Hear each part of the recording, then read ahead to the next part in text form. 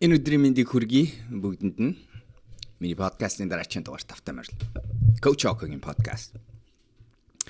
За тэгэхээр эхлээд би апдейтер эхлээд өнөөдрийн подкастыг ерөнхийдөө юу болж өнгөрөв яав. Тэгээ дараагийн подкаст дээр ярмаар байгаа сэдвүүдийн тухай хуваалцъя гэж бодлоо. Эхлээд болохоор өнөөдөр 8-9 сарын 1-ний өдөр болж байна. 8 дугаар сараа дуусгачлаа. Тэгээд би амьдралын нэлээд ойрд мэдрээгүй хамгийн хүчтэй саруудын нэг зунуудын нэг болж өнгөрсөн гэж ярмаар байна. Тэгээд тэр тухайгаа яриа гэж. Тэгэхээр өнөөдөр би Монголоос ирээд яг 7 хоног ч байна. Нэгд өдөр ирсэн өнгөрсөн 7 хоногт.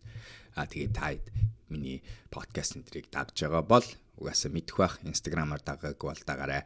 Юу хийсэн бэ гэхээр бид нар Монголд очиод нэг Play Academy гэдэг одоо энэ сургуулийнхаа анхны программыг бид нар Улаанбаатар тэрэлжит хийж үтсэн 31 хүүхэдтэй 10-аас 17 насны зуны camp гэдэг зүйлийг хийж үзлээ. Тэгээд тэрэн дотроо манай энэ сургуулийн концепт маань өөрөө стартап инновацийн сургууль гэж байгаа. Тэгэхээр тэр бол ойлгомжтой. Тэрийг өнөөдөр яаж бид нар хүүхдэд зааж ойлгуулах уу гэдгийг угаасаа миний өнөөдөр олон жил хийсэн мэддэг зүйлүүдийн нэг байгаа.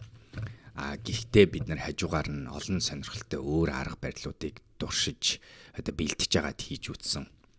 Тэгээд энэ удаагийн сургалтаараа хэд хэдэн сонирхолтой тэр концептын дуршилтуудынхаа үр дүн харангуут хэдийгээр одоо бид нар ингээд олон улсад батлагдсан мундаг арга барилыг хэрэгжүүлж байгаа ч гэсэн яг өнөөдөр тэд нэр ингээд цогтон комбо болгоод Монголын орчинд Монгол хүүхдүүдэд хийж болох уу, зуны кампын орчиноор хийж болох уу гэдэг чинь өөрөө бас сонирхолтой асуулт болж байгаа. Тэгээд тэрийг хийж үзээд би амьдралдаа хүмүүс надаас суухад камп ямар байсан бэ гэж асуувал би нэг хоёр үгийг хэлээд байгаа. Нэгт нь болохоор би амьдралдаа хийж үзээгүй хамгийн хэцүү ажлаа ойрт хийгээгүй хамгийн хэцүү ажлаа хийж үзлээ гэж бодож байгаа. Өглөөний 7-оос 12 хүртэл янз янзын олон талд хүмүүсийг ингээд менеж хийж авч явах те. Тэгээ өөрөө тэрэнд нь оролцоод явах. Өдөр болгон давтагдж болохгүй шин зүйлийг сэтгэж олох. Тэгээ тэр туршилтуудыг хийгээ тэрэн дотроо хамгийн гол нь өгөгдөж буй хүний сэтгэл хөдлөл бусад мэдээллүүдийг аваад тийшээс шин зүйлийг боловсруулж гаргах.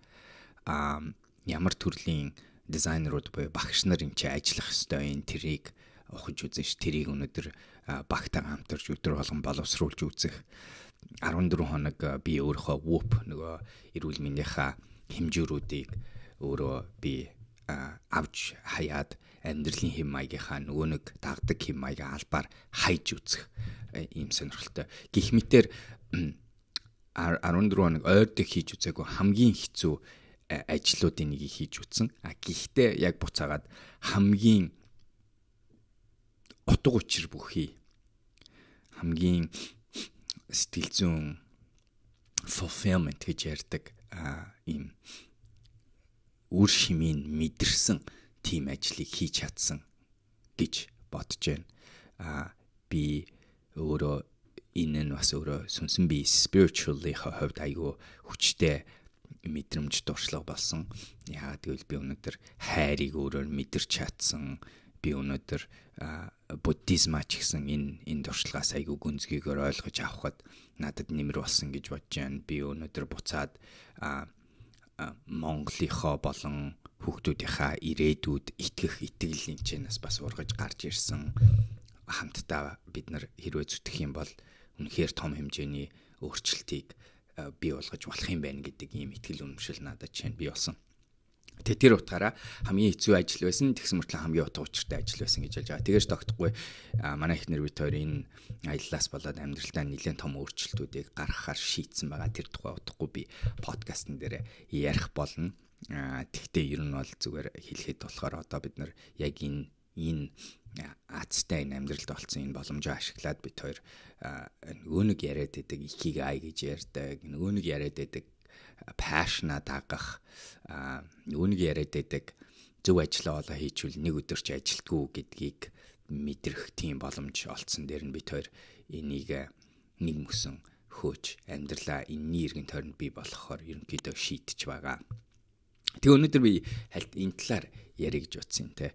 Тэгээд тэрний өмнөх сард тайлбарж байгаа бид хоёр хурмаа хийсэн Бутан гэдэг улсад 7 дугаар сар 8 дугаар сар ерөөсө араасаа олон хүний амьдралд ганцхан болдог үйл явдлыг бид хоёр ингээд араас нь хэд давхтуулаа хийчихсэн ийм цаг үед амьдарч байгаа хүмүүсийнхаа ийм амьдралын хэм маягтай хүмүүсийнхаа хувьд нэгт нь болохоор мэдээч хэрэг айгүйх талархаж байна. Ямар азтайгаа бид хоёр мэдэж байгаа.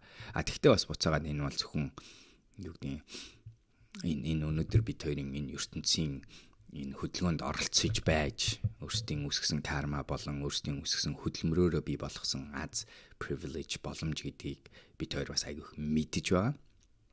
Тэгтээ тэгсэн хэдий ч гэсэн бид хоёр ийм амьдралтай байгаа дээр ойлгож байна. Тэгээд тийм их гой зүйл болонгууд чинь буцааж сөхөж харах, бодох шаардлага аюу хэрэгтэй. Тийм ч болохоор би одоо онцгоор буцаж явахдаа энэ саяны болсон зүйлүүдийн тухай өөрийнхөө журналынгаа ингээ бичсэн байгаа. Тэгээд өчигдрүүлээ уржигдэр би бас нөгөө сарынхаа сургалт хийж яхад хүн надаас асуужсэн энэ журналын талаар. Журналын гэдэг зүйлийг би бол одоо өдөр болгон хийхэ болцсон. Манай ихнэр бид хоёр яг хэрэгтэй үедээ хийдэг болсон. Тэгээд хэрэгтэй үе нь хийзэвэ гэхлээр бид хоёр их хөвчлээ. Маш олон мэдрэмж давхцаад ороод ирсэн нөхцөл, маш олон дурсамж, мэдрэмжийн хослол нэг газар ингээд бөөнөрө хоримтлагдсан нөхцөл. Тэр мэдрэмж нь дээшээ байж болно, сөрөг байж болно, эерэг байж болно.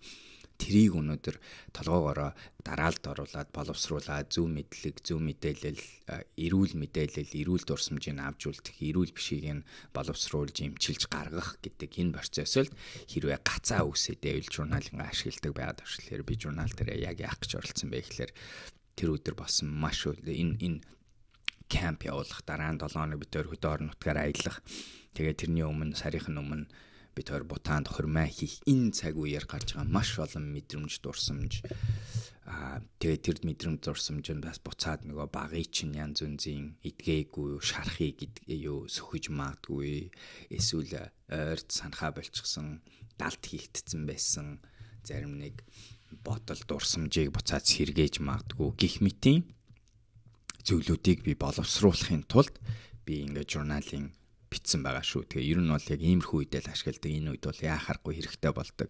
Нэг бас сэтгэл зүйчтэй уулзаж энэ болгоны эсвэл хин нэг хүнтэй уулзаж энэ болгоныг боловсруулж болно. Эсвэл өөрөө журналын байдлаар хийх талаас нь ингэж өөрийгөө боловсруулж болно. За тэгээд энэ чинь гарч ирсэн яг энэ өнөөдрийн энэ амьдралын апдейттэй холбоотой мэдээрхүү юм цугуулгасантай холбоотой ярих гадгаас хэдэн энэ.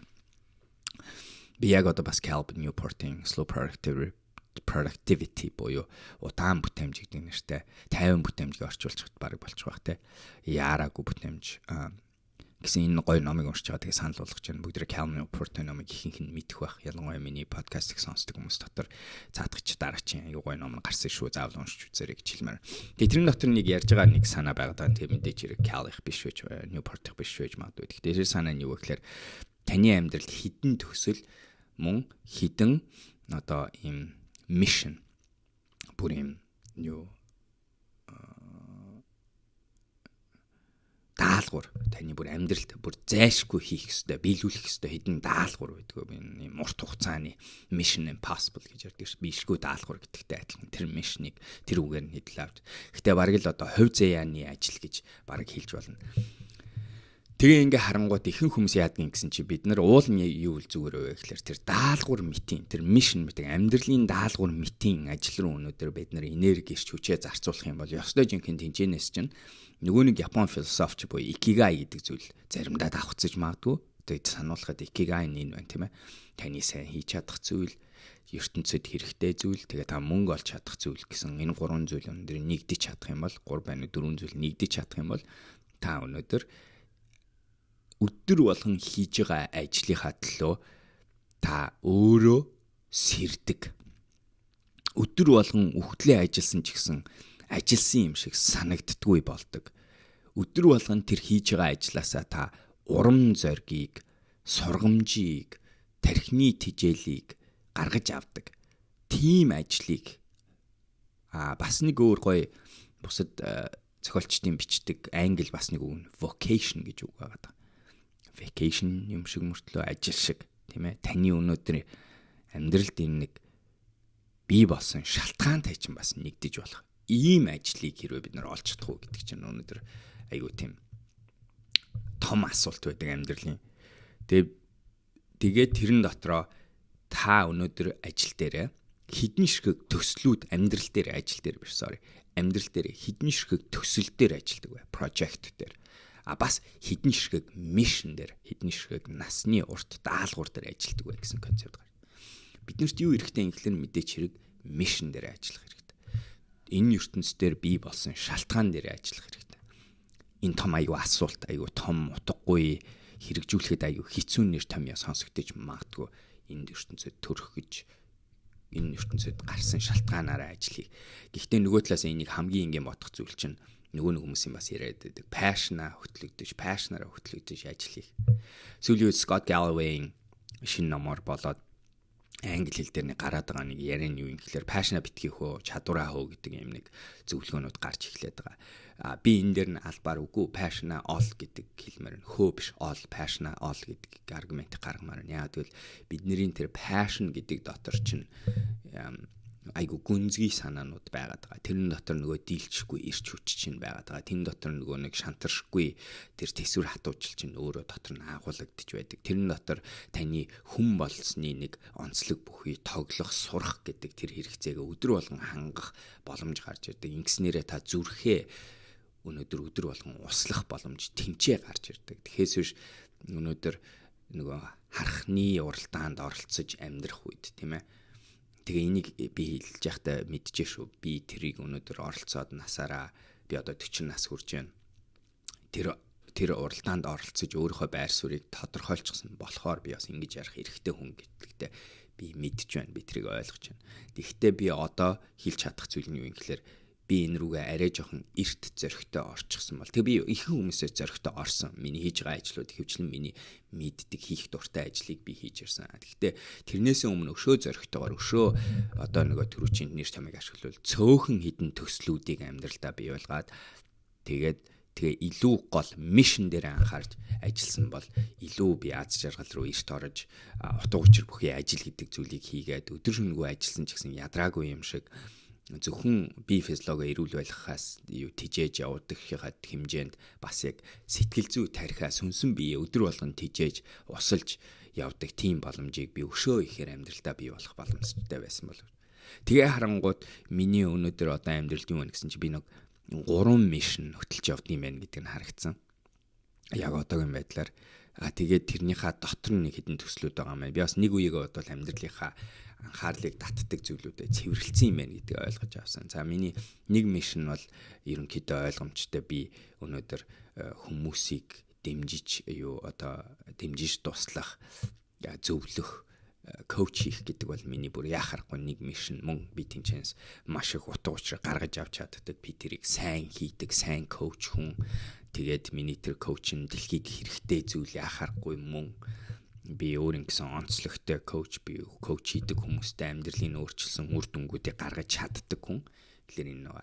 Хоёр дахь нь болохоор одоо энэ миний шинээр хийж байгаа бас нөгөө мишнтэйгээ адилхан Play Academy буюу энэ шин сургууль маань өнөөдөр хүүхэд болон томчуудад зориулсан яг энэ коучинг дээр хийдэг зүйлийг боловсролын системээр тоглоом суурьтай байраар яаж хүргэж болох уу гэдэг нь бас буцаад миний одоо дараачийн мишн. Би улс их орныхоо хөгжилтөнд өөрийн чадхаараа хөрөнгө оруулмаар байна. Тэгээ би хамгийн гоё миний онцлог хөрөнгө оруулж чадах юм нь юу юм бэ гэдгийг олчих шиг боллоо. Тэгээ энэ нь тэгээ бодоод ахны зөвхөн улс их орны хүрээнд ярихдаггүй. Үеийнхний хүрээнд яригдах зүйл гэж бодож байна. Өөрөөр хэлбэл дараа чи үеийнхэндээ би Монгол байхаас, хаанах байхаас үл хамааран тэр нэг хэрэгтэй мэдлэг чадварыг өөрийнхөө манай багийн зүгээс өгөх боломжтой тийм зүйл болов уу гэж бодож байна. Тэгээд энэ хоёр мишн маань тэгээд 3 дахь мишн нь магадгүй энэ хоёртойгоо бас ойролцоод гэхдээ илүү стартапуудыг дэмжих тийм ээ. Өнөөдөр ингээд инновацлагаар юмыг хийж, юмыг эвдээ гэсэн хүмүүс зориг өгөх, дэмжлэг олгох. Тэгээд тэрнийхээ ачаар ч гэсэн сонирхолтой, зугаатай технологи өөрчлөлт ахиц гэдэг зүйлийг бүр амьдралдаа өдөр болгон хийдэг зүйл болох гэж оруулах гэж оролж байгаа юм. Тэгээд энээс гадна жижиг төслүүд гэж ярих юм бол бас тэгтээ энийхээ хүрээнд ном бичих, подкаст хийх, тийм ээ. Сошиал медиагаар дамжуулж хүмүүст мэдээлэл хүргэх энэ бол бас миний ажил. Тэгэхээр өнөөдрийн асуулт нь тэр байна. танд хідэн ширхэг чухал амьдралтаа бүр ингээд дагаж биелүүлэх ёстой том урт хугацааны даалгаврууд, мишнүүд байдаг бай. Танд бас амьдрал ингээд хараад байхад хідэн ширхэг прожектууд байна, төслүүд байна. Тэгээ яах хэрэгтэй юм гэхлээр хэдүүлээ прожектуудынхаа тоог багасгаад мишнийхаа тоог ихсгэх хэрэгтэй. Хэрвээ бидний өдөр болгон хийж байгаа зүйл маань илүү мишн дээр л ажилтдаг хүн болчих юм бол бид нар ёстой нөгөө түрүү чи ярьж байгаа vocation, ikigai, passion хөөх одоо энэ болгоны нийцэл, энэ болгоны огтлцлыг бий болгож байгаа асуудал энд яригдж байгаа шүү. Тэгэхээр энийг өнөөдөр би нэг жоохон оролдоод өнөөдөр яриан дээр сөхөж үзье гэж бодсон. Тэгээд миний мишн тэгээ би тэрийн бас нэг сүлд нэг ойлгосон одоо шинээр ойлгоод бас яг энэ бодлынхаа хүрээнд нэг хийхээр шийдсэн зүйл нь бид хоёр Европ, Америкийн одоо энэ твүүдээс амьдрахаас болсон. Одоо бид хоёр буцааж Аз твдээ очиж амьдрах хүсэлтэй байгаа. Тэгэхээр ер нь бол эх оны 6 сар гэхэд бид хоёр Монголдо, Таиланд, суурьтай Монголдо нүүгээд очиж явах бодолтой ийм шийдвэр гаргасан байгаа. Тэгэд энэ болгоно нь буцаал өнөөдөр бид нэр өөрсдөө хувь хүнтэйхээ яг амьдралын хэв маягаа болон амьдралын зорилгоо нийцүүлж чадж байгаа зүрх сэтгэлийн нийцлийг бий болгож тэгснээрээ бид хоёр икигаяараа амьдарч утга учир бүхий амьдралын хэв маягийг, амьдралын өсөлтийг өөртөө болон гэр бүлийнхэн тэгээд өөртөө мишнэр хурж байгаа хүмүүстэй хүргэх ийм боломжийг бий болгосон. Ийм сонголтыг хийж байгаа. Ийм цаг үе болсон болохоор би энэ 100 миний амьдралын хамгийн гоё зунуудын нэг боллоо, хамгийн хүчтэй зунуудын нэг боллоо гэж ингэж ярьж байгаа юм. За ингээ өнөөдрийнхөө подкастыг би ингээд дуусгах. Өнөөдөр жоохон богинохон подкаст. Тааж юу гэж бодож байна? Санал бодлоо комент бичээрэй. Мишнэ олж чадсан уу? Олж чадаагүй юу? Тэгээд мишнэ олно гэдэг чинь баадгүй хувь хүний чинь мишн гэдэг битгий мартаар. Манай эхнэр үтээр их ярилцдаг ижил төрлийн хүмүүс болохоор бид хоёрын мишн айгуух нийцж байгаа, давхцж байгаа. Гэтэ бид хоёрын хувь хүн болгох нь мишн ондоо. Манай хүн бол одоо сургууль хийгээд хүүхдүүдэд туслах гэдэг тэр хүний одоо утга учир бүхий ажил нь биш. Гэхдээ тэр хүн бас адилхан өөрийнхөө мэдлэг чадварыг бусдад хуваалцах бас Аз гэдэг юу тэр твд амьдраад тэгээд өнөөдөр бид нар Монгол Бутан гэдэг энэ мундаг байгалийн үзэсгэлэн цорын ганц сүлийн одоо Шангрилануудад амьдардаг тэр амьдралын хэм маяга өнөөдөр өөрийнхөө бодит амьдралын хэм маяг болгох гэдэг нь өөрөө буцаад бид хоёрын аюу тийм икигай болсон асуудал байгаа шүү. За тэгээд балер өдрөг байцгаагаарай. Хэдүүлээ дараагийн дугаараар уулзцаая. Баяр таа.